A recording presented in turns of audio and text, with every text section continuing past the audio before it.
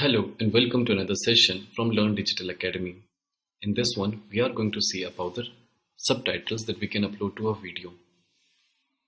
Once that you have selected your tags, then you must come into language subtitles and closed options, in which you must specify first of all about the certification, the language in which this video is available.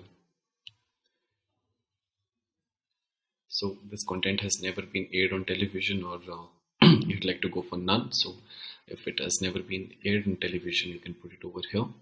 Want to upload the subtitles, you have options which are related. You want to do it with timing or without timing, it's up to you. So click upon continue. You can go ahead with selecting the file wherever you have written these subtitles. If you go with timing, similar option follows up over here too.